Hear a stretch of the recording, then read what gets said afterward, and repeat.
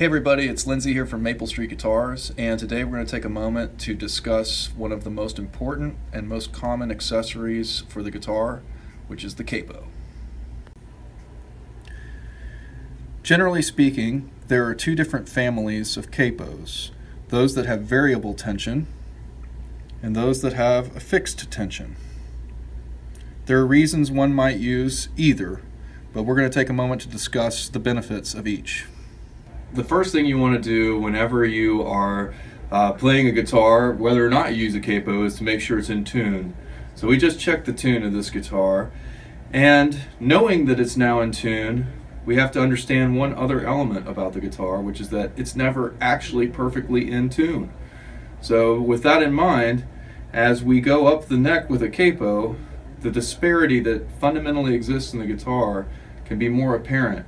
That can make it necessary to make little micro tuning adjustments as you use a capo, and more importantly, it makes it all that much more critical to place the capo carefully. That being said, let's look at a couple ways to place the capo. The first is a Kaiser capo. This is an example of a capo that has fixed tension in that it's just a spring. It's a glorified clothespin. With these kind of capos, it's very important to know that they can actually be so strong that they can hold strings out of tune, especially if you put them on really quickly.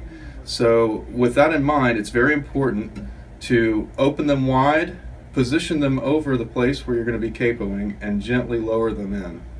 Even doing that, you might still get some tuning issues, but we'll go over that next. So the other type of capo that we offer and actually recommend here would be something that has variable tension. The Shub C1 here is a good example of that, in that we can use this little thumb wheel to adjust for the thickness of the guitar's neck and thereby get a more exact pressure. So a good capo should work actually just like your hand. It only exerts as much tension as needed to fret the note, no more. Fixed tension capos can be so strong, again, that they can actually bend something out of tune. So we like the fixed tension for their convenience. We like variable tension for their precision. So no matter which capo you choose to use, it's important to check the guitar's tuning in a couple different places on the neck. This ensures that you have kind of a happy medium with respect to getting around this disparity that exists on the guitar. I personally do this in a couple of ways, using a fretted note at the 5th string and an open string next to that. That's the good old relative tuning approach we all know. But you can also do the open string with a fretted note at the 7th fret on the adjacent string. And then at the first position, I also check by skipping notes.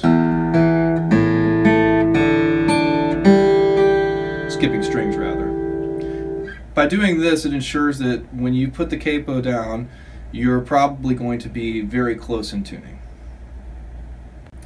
So one of the reasons we prefer capos with variable tension is that it's usually easier to get a guitar in tune with the capo placed right off the bat.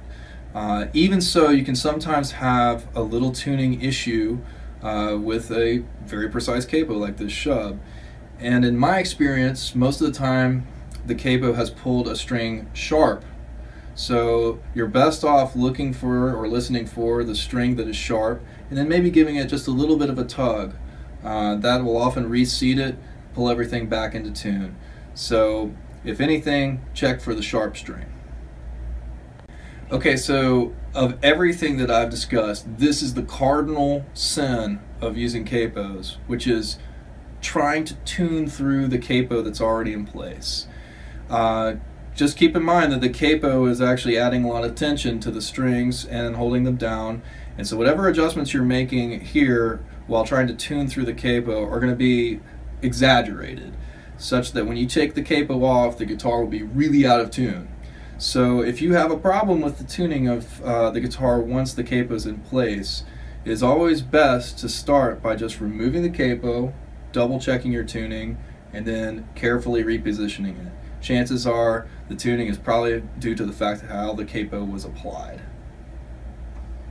Once again, this is Lindsay here at Maple Street Guitars, and I hope you found this little demo about capos helpful. If you have any other questions, please don't hesitate to give us a call at 404-231-5214 find us on the web at maplestreetguitars.com or just swing on by the store. We'd love to help you.